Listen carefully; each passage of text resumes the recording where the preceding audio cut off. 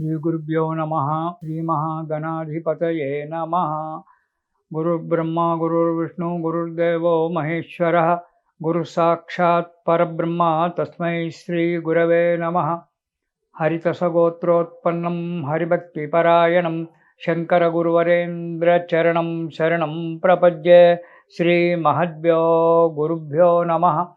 सदाशिवसमारम्भां व्यासशङ्करमध्यमाम् अस्मदाचार्यपर्यन्तां वन्दे गुरुपरम्पराम्। अरुणां करुणातरङ्गिताक्षीं धृतपाशाङ्कुशपुष्पबाणचापाम् अनिमाधिविरयूरुताम् अयूकैः अहमित्येव विभावयेद्भवानीम्। ॐ श्रीमात्रे नमः। शिवाय परमात्मने नमो नमः। सौराष्ट्रे सोमनाथं च श्रीशैले मल्लिकार्जुनम् उज्जन्यां महाकालां ओंकारे परमेश्वरं केदारं हिमवत्पृष्ठे डाकिन्यां भीमशंकरं वाराणस्यां विश्वेशं च त्र्यम्बकं गौतमीतटे वैद्यनाथं चिताभूमौ नागेशं दारुकावने सेतुबन्धनरामेशं गृष्णेशं च शिवालये। श्रीमहाशिवाय नमः। द्वादश ज्योतिर्लिंगाय नमः। ప్రేక్షకులకు స్వాగతం సుస్వాగతం. మనము 12 జ్యోతిర్లింగాలు ఉన్నాయి మనకు.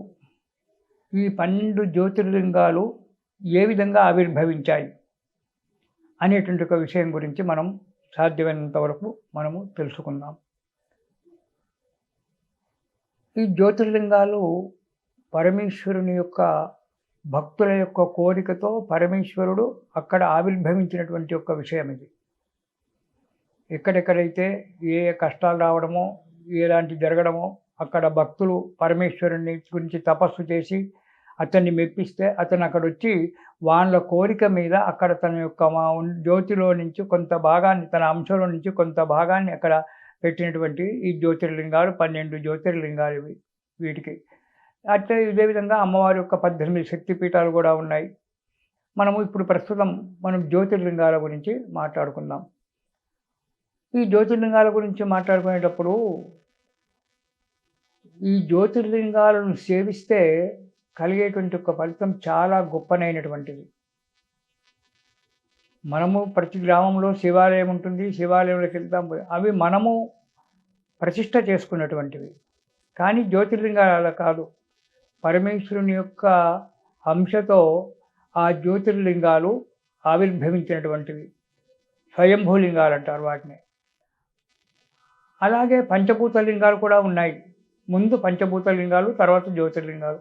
పంచభూత లింగాలలో మనకు కాళహస్తి, తర్వాత మన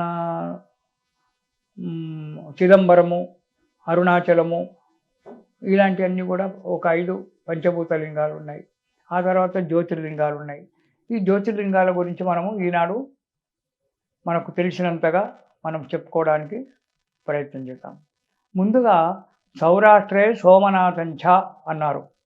మొట్టమొదటి జ్యోతిర్లింగము సోమనాథం.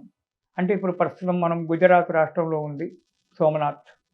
ఆ సోమనాథుడు మొట్టమొదటిగా పరమేశ్వరుడు జ్యోతిర్లింగంగా వెలిగినటువంటి ఒక స్థలం. ఎలా అతను అక్కడ ఆవిర్భవించాడు, దానికి చరిత్ర ఏంటి అని మనం ఆలోచిస్తే, అమ్మవారి యొక్క మనస్సంకల్పం లేక బ్రహ్మ విష్ణు మహేశ్వరులు ముగ్గురు జన్మించారు. వారికి అమ్మవారు పని చెప్పింది. ఏంటి అంటే, బ్రహ్మదేవుడు సృష్టించాలి, మానవులను సృష్టించాలి. మానవులను కానీ పశుపక్షాలు జీవరాశినంతా కూడా బ్రహ్మదేవుడు సృష్టించాలి. ఆ జీవరాశిని మన విష్ణుమూర్తి పోషించాలి. పరమేశ్వరుడు లయం చేయాలి. లయం చేయాలి అంటే కాలం తిరిగినటువంటి వాళ్ళను తన దగ్గరికి తీసుకోవడము, లయం చేయడము, తిరిగి బ్రహ్మదేవుడు మళ్ళీ సృష్టించడము, వాళ్ళ కర్మానుసారంగా జన్మలెత్తడము అనేటువంటిది జరుగుతూ ఉంటుంది. ఇలా అమ్మవారు చెప్పగానే బ్రహ్మదేవుడు తను సృష్టించడానికి ఉన్నాడు. ఇంత పెద్ద ప్రపంచాన్ని లో జీవరాశిని తను ఒక్కడు ఎలా సృష్టించగలుగుతాడు, ఎంత పని సృష్టించగలుగుతాడు, ఎంతని చేయగలుగుతాడో అని చెప్పి బ్రహ్మదేవుడు ఆలోచించి తన మనస్సంకల్పం ద్వారా తనకు 9 మంది ప్రజాపతులను ఆవిర్భవింపజేశాడు ముందుగా. 9 మంది ప్రజాపతులు తనకు సహాయకులుగా ఉండడానికి. వాళ్ళను నవబ్రహ్మలు అంటారు. 9 మందిని బ్రహ్మమానస పుత్రులు అంటారు. ఆ బ్రహ్మమానస పుత్రుడు అతని యొక్క మనస్సు సంకల్పం ద్వారా జన్మించినటువంటి వారు మొట్టమొదటిగా 9 మంది. దాంట్లో దక్ష ప్రజాపతి ఒకడు ఆ నవబ్రహ్మలలో. దక్ష ప్రజాపతికి బ్రహ్మదేవుడు ఏం చేశాడు, నాయనా నువ్వు జనాలను సృష్టించు. అందరికి కూడా చెప్తూ వచ్చాడు. దాంట్లో దక్ష ప్రజాపతి కూడా నువ్వు జనాలను సృష్టించు, తీయ జంతువులను సృష్టించు అని చెప్పాడు. సరే, దక్ష ప్రజాపతి సృష్టించాడు. అతనికి భార్య కావాలి కదా, మరి సృష్టించాలంటే భార్య ఉండాలి. అతని భార్యను కూడా సృష్టించిచ్చాడు. వాళ్ళిద్దరూ అప్పుడు ఈ దక్ష ప్రజాపతి తన మనస్సంకల్పం ద్వారా తన భార్య ద్వారా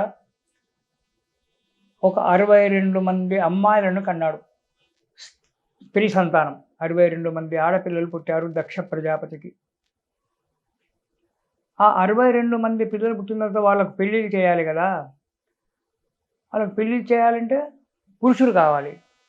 అప్పుడు పాల సముద్రాన్ని దేవదానవులు చిలికేటప్పుడు అందులో నుంచి చంద్రుడు ఉద్భవించాడు.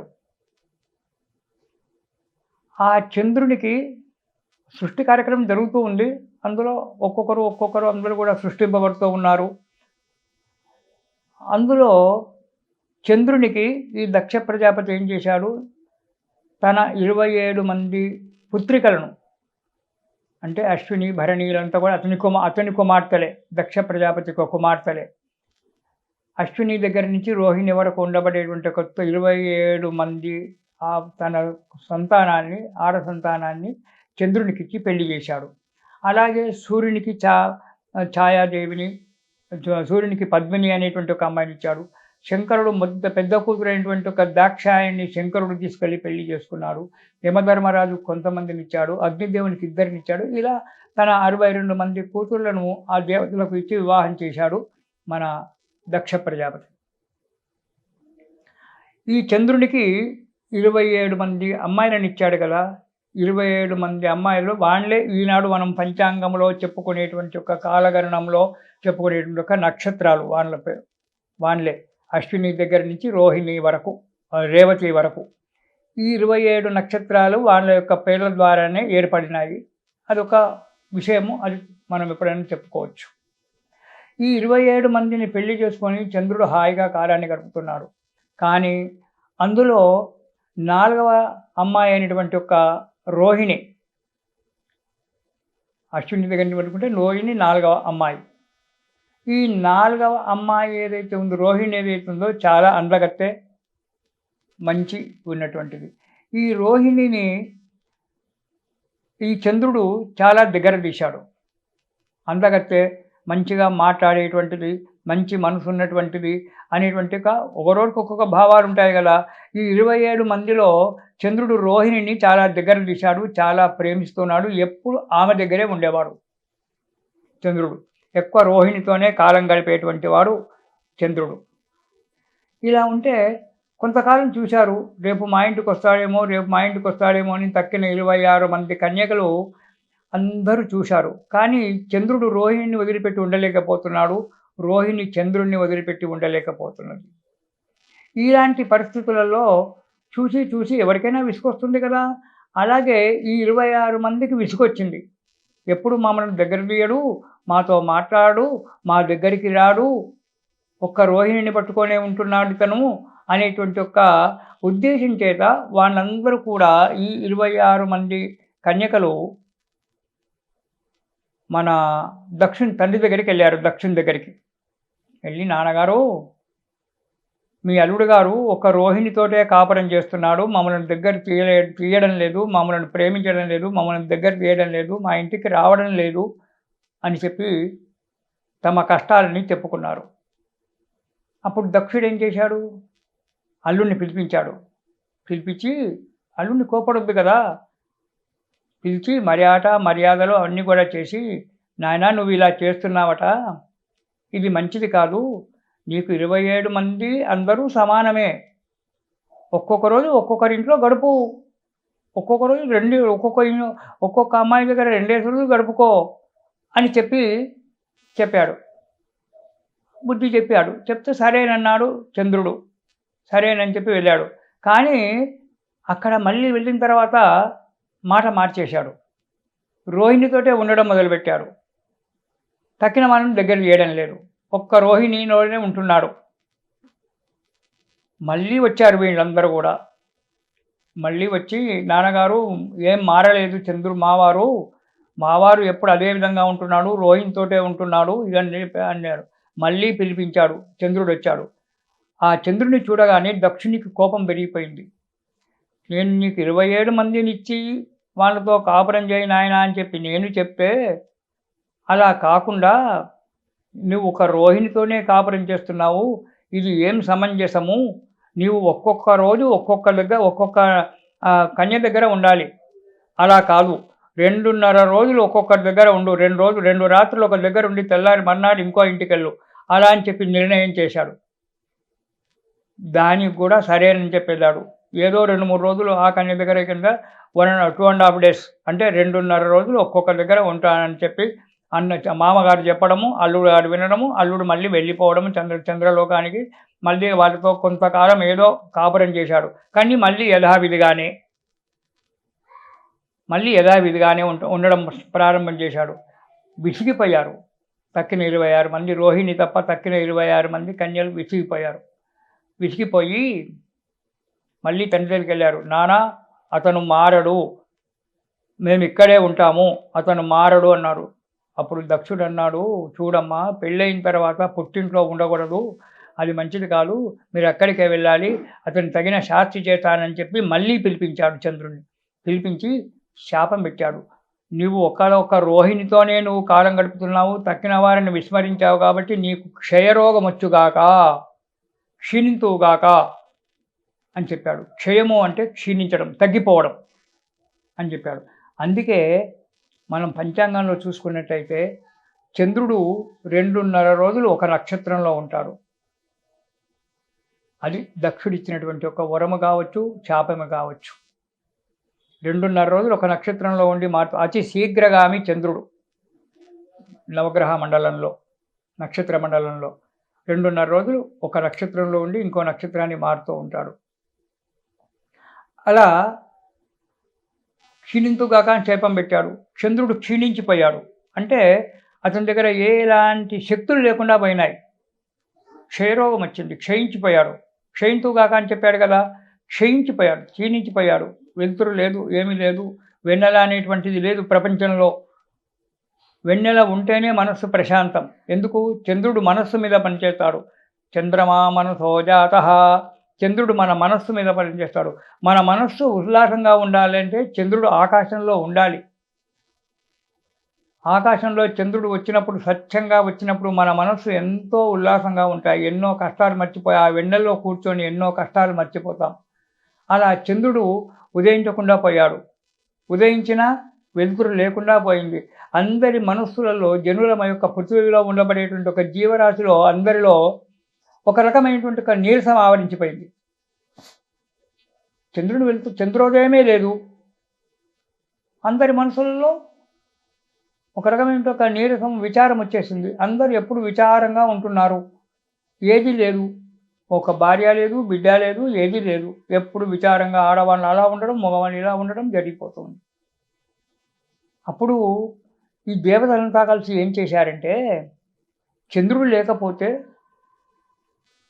మనస్సు లేదు. మనస్సు నిర్వీర్యమైపోయిందంటే ఉత్పాదన లేదు. ఉత్పాదన లేకపోతే ప్రపంచం ఇక్కడికి ఆగిపోతుంది. కాబట్టి చంద్రుడు లేకుండా అయినాడు. అంతేకాకుండా చంద్రుడు ఓషధుల మీద, మొక్కల మీద పనిచేస్తాడు. వరి పంటనే కావచ్చు, చెట్లే కావచ్చు, చేమలే కావచ్చు, ఏవైనా కావచ్చు, వాటి మీద జీవనాధారం చంద్రుడి కిరణాలు ఎప్పుడైతే వృక్షాల మీద ప్రసరిస్తుందో వాటిల్లో అమృతం జనిస్తుంది. నువ్వు 2 రోజులు నీళ్లు పోయకున్నా చెట్టుకేం కాదు. చంద్రకిరణాలు మంచిగా వచ్చినాయంటే నువ్వు 2 రోజులు నీళ్లు పోయకు, చెట్టుకు అది వాడిపోదు. అది ఓషధుల మీద ప్రభావం ఉంది చంద్రునిది. ఈ చంద్రుడు ఎప్పుడైతే క్షీణించిపోయాడో ఓషధులు కూడా వాడిపోయినాయి, పనిచేయకుండా పోయినాయి. ఓషధులు పనిచేయకపోతే దేవతలు కానీ వాళ్ళు యజ్ఞయాగాదులు చేస్తే ఆ దేవతలు వచ్చి స్వీకరించడం లేదు. అన్నీ ఆగిపోయినాయి, యజ్ఞయాగాదులు అన్నీ కూడా అయిపోయినాయి. ఓషధులలో బలం లేదు. అంటే చెట్లలో బలం ఉండాలి. ఆ సమిధులలో బలం ఉన్నప్పుడే సమిధ మంచిగా వెలుగుతుంది. అందులో వేసినటువంటి ఒక పదార్థం ఆ దేవతకు చెందుతుంది. అలా ఓషధులలో కూడా బలం లేకుండా పోయింది. అప్పుడు ఏం చేశారంటే దేవతలంతా కలిసి బ్రహ్మదేవుని దగ్గరికి వెళ్ళారు. నమస్కారం చేసి, అయ్యా బ్రహ్మయ్య, ఇలాంటి పరిస్థితి ఏర్పడింది చంద్రుడికి. చంద్రుడు క్షీణించిపోయాడు దక్షుని యొక్క శాపం వల్ల. ఎలా చేస్తే బాగుంటుంది అని. అయ్యా నా మనసు కూడా ఇలాగే అయిపోయింది, ఏ మనసే పనిచేయడం లేదు, ఇది కాదు అని చెప్పి ఆ చంద్రుడిని పిలిపించాడు బ్రహ్మదేవుడు. చంద్ర, నీవు చాలా తప్పు పని చేశావు. దానికి మీ మామగారు దక్షుడు శాపం పెట్టాడు. ఆ దక్షుని శాపానికి తిరుగులేదు, అది అనుభవించవలసే వస్తుంది. కాబట్టి నువ్వు వెళ్ళి ఎక్కడ సోమనాథ్ అనేటువంటిది ఉంది, ప్రభాస తీర్థం అంటారు దాన్ని ఆ కాలంలో. ఇప్పుడు మనం సోమనాథ్ అంటున్నాం కానీ ఆ కాలంలో ప్రభాస తీర్థం అంటారు. ఆ ప్రభాస తీర్థానికి వెళ్ళి 10,000 సంవత్సరాలు జపం చేయని ఆయన అన్నాడు. సరేనని చంద్రుడు వెళ్ళాడు. ఆ ప్రభాస తీర్థంలో ఒక కుండం తవ్వుకున్నాడు.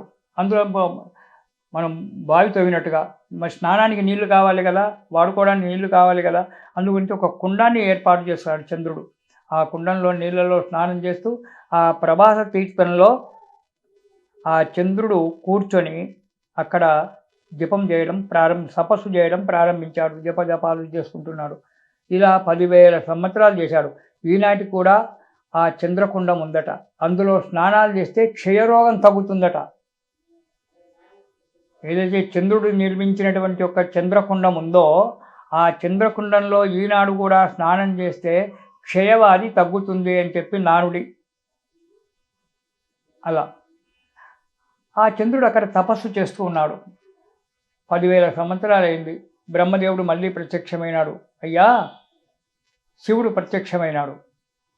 బ్రహ్మదేవుడు ప్రత్యక్షమయ్యి, నీ తపస్సుకు మెచ్చానయ్యా, నువ్వు తపస్సు చేస్తున్నావు, నా గురించి తపస్సు చేసే బదులు పరమేశ్వరుని గురించి చేయమన్నాడు.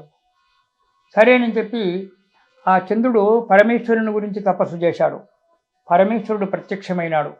స్వామి, నా బతుకు ఇలా అయింది, లోకమంతా ఇలా తపిస్తున్నారు, నాకు శాప విమోచనం కావాలి అన్నాడు.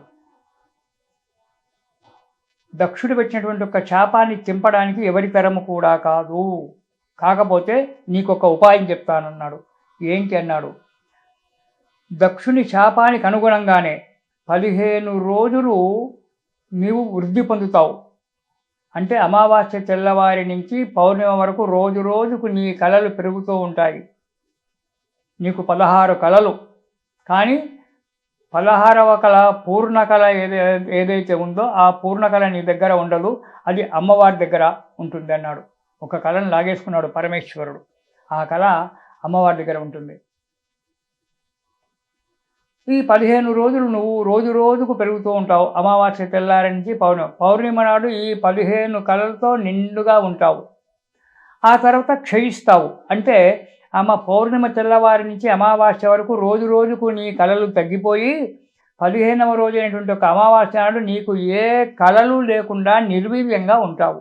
ఇదొక్కటి మాత్రం నీకు నేను సహాయం చేయగలను అన్నాడు పరమేశ్వరుడు.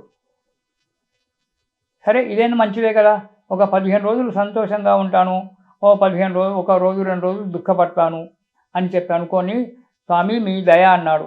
పరమేశ్వర నీ దయ అన్నాడు. అంటే సరే నాయన, దక్షుని శాపము తీసివేయకుండా నీకు అనుకూలంగా ఉండేటట్టు ఈ ఒక్క ఉపాయం ఉంది, కాబట్టి దీన్ని నీవు అనుసరించు అన్నాడు. సరేనని చెప్పి ఆ చంద్రుడు 15 రోజులు వృద్ధి పొందుతూ ఉంటాడు, 15 రోజులు తగ్గిపోతూ ఉంటాడు. స్వామి యొక్క ఆజ్ఞ తీసుకున్నాడు. మళ్ళీ ఏమన్నాడు, స్వామి నా గురించి నన్ను మెచ్చి, నా తపస్సును మెచ్చి, నన్ను మెచ్చి నా దగ్గరికి వచ్చావు కదా, ఒక్క కోరిక స్వామి అన్నాడు. ఏంటన్నాడు. వచ్చిన వాడవు, ఎలాగూ వచ్చావు, ఇక్కడే స్థిరంగా ఉండండి మీరు. స్వామి పరమేశ్వర, మీరు ఇక్కడే స్థిరంగా ఉండండి. స్థిరంగా ఉండి మిమ్మల్ని సేవించినటువంటి యొక్క భక్తులకు రోగాలు రాకుండా ఆరోగ్యం మంచిగా ఉండేటట్టు వారి కోరికలు తీరుస్తూ ఉండండి. వారికి ఆయురారోగ్యాలు ఇప్పించండి అని చెప్పి అన్నాడు. పరమేశ్వరుడు నవ్వి, నీవు కోరడము నేను కాదనడమా చంద్ర? సరే, అలాగే ఇక్కడనే ఉంటాను. నేను సోమనాథుడు, అంటే నువ్వు సోముడు అంటే చంద్రుడు. చంద్రునికి సోముడు అనేటువంటి ఒక పేరు కూడా ఉంది. కాబట్టి నువ్వు చంద్రుడు, నీవు నన్ను కోరుకుంటా వల్ల నీ యొక్క కోరిక ప్రకారంగా నేను ఇక్కడ నిలబడుతూ ఉన్నాను. కాబట్టి ప్రసాద తీర్థం ప్రభాస తీర్థంలో నన్ను ఇక్కడ సోమనాథ్గా నన్ను పిలుస్తారు. ఎవరైతే నాకు ఈ చంద్రకుండంలో స్నానం చేసి నన్ను సేవిస్తారో వారికి ఎలాంటి దీర్ఘకాలికమైన రోగాలు లేకుండా ఆరోగ్యంగా ఉంటారు, ఆనందంగా ఉంటారు. ఈ చంద్రకుండంలో 1 నెల రోజులు, అంటే అమావాస్య నుండి మళ్ళీ అమావాస్య వరకు, అంటే చంద్రుని యొక్క వృద్ధి క్షయాలలో ఇక్కడ ఉండి ప్రతిరోజు ఆ చంద్రకుండంలో స్నానం చేసి నన్ను ఎవరైతే అర్చిస్తారో వారికి ఎలాంటి రోగాలు లేకుండా వారు ఆరోగ్యప్రదంగా ఉండేటట్టుగా, ఆనందంగా ఉండేటట్టుగా వారికి నేను వరమిస్తున్నాను. కాబట్టి మీ కోరిక ప్రకారము నేను ఈ ప్రభాస తీర్థంలోనే సోమనాథుగా ఉంటానని చెప్పి ఆ పరమేశ్వరుడు చంద్రునికి వరమిచ్చాడు. అందువల్ల అది మొట్టమొదటి యొక్క జ్యోతిర్లింగమైంది. పరమేశ్వరుడు స్థిరంగా ఉన్నటువంటి యొక్క మొట్టమొదటి యొక్క జ్యోతిర్లింగంగా ఏర్పడింది. దాన్ని ఇప్పుడు మనము గుజరాత్ రాష్ట్రంలో ఉన్నటువంటి ఒక సోమనాథ్ అని పిలుస్తాం మనం. అక్కడ ఇప్పటికి కూడా చంద్రకుండం అని చెప్పి ఉండదని చెప్పి అంటారు. కానీ భగవంతుడు నాకు అనుగ్రహించలేదు. వెళ్దామని చెప్పి కూడా ఆటంకాలు ఏర్పడ్డాయి. ఒక్క జ్యోతిర్లింగం నాకు మిగిలిపోయింది నా జీవితంలో. ఆ సోమనాథునికి నా మీద అనుగ్రహం లేదు. నా జీవితంలో ఈ 12 జ్యోతిర్లింగాలలో ఆ ఒక్క జ్యోతిర్లింగం ఆగిపోయింది. పరమేశ్వరుడు అనుగ్రహిస్తే చెప్పలేను. అలా ఈ జ్యోతిర్లింగాలు ఏర్పడిపోయినాయి. ఈ మొట్టమొదటి జ్యోతిర్లింగం సోమనాథలింగం. ఈ సోమనాథలింగాన్ని మనము సేవించుకుంటే ఆ ఆరోగ్య ఐశ్వర్యాలన్నీ కూడా దొరుకుతాయి. ఈ చరిత్ర ఎవరైతే వింటారో వారికి ఆరోగ్యప్రదంగా ఉంటుంది. ఈ చరిత్రను ఎవరికైతే చెబుతారో ఆ చెప్పిన వారికి ఆరోగ్యప్రదంగా ఉంటుంది. వాళ్ళకు రోగాలు తగ్గిపోతాయి. సోమనాథుని జ్ఞాపకం, ఆ సోమనాథేశ్వరుణ్ణి కనుక జ్ఞాపకం చేసుకున్నట్టయితే, ఆ సోమేశ్వర స్వామిని మనం జపించినట్టయితే ఆయురారోగ్య ఐశ్వర్యాలు కూడి సుఖ సంపదగా ఉంటాము. ఇది 12 జ్యోతిర్లింగాలలో మొట్టమొదటి జ్యోతిర్లింగం అని చెప్పి మనకు పెద్దలు చెప్పారు. ఇది జ్యోతిర్లింగము. ఇది నమ సోమాయ చ రుద్రాయ చ నమ తామ్రాయ చ అరుణాయ చ.